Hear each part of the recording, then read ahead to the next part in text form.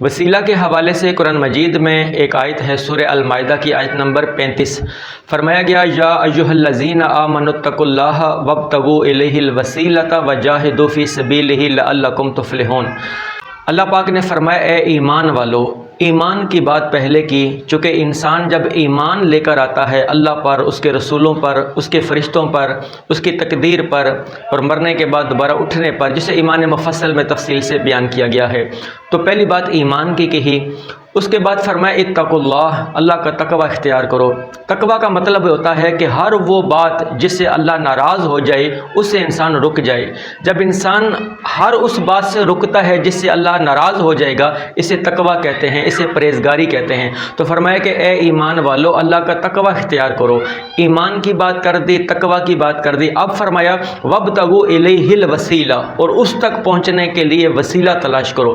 وسیلہ کیا ہے؟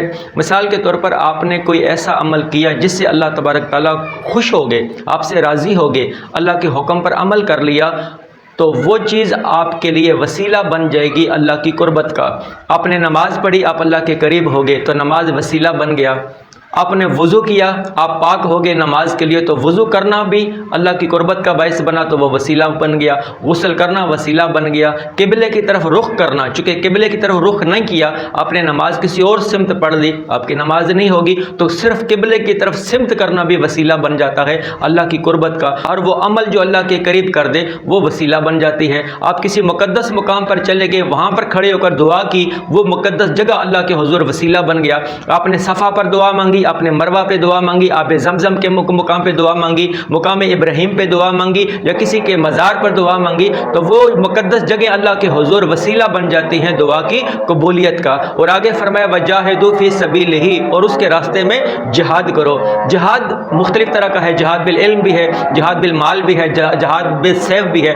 جب دشمن حملہ کر دے تو جہاد سیف یعنی کہ تلوار کے ساتھ کرنا پڑتا ہے، اور جہاد بالمال کے ذریعے انسان جب جہاد کرتا ہے تو اسلام کو آنے والی جو ضروریات ہوتی ہیں اس کو پورا کیا جاتا ہے، اور معاشرے سے غربت کا خاتمہ کیا جاتا ہے۔ جہاد بالعلم کے ذریعے جہالت کو ختم کیا جاتا ہے۔ اب جب یہ بات فرما دی تو آگے فرمایا لعلکم تفلحون، تاکہ تم کامیاب ہو جاؤ۔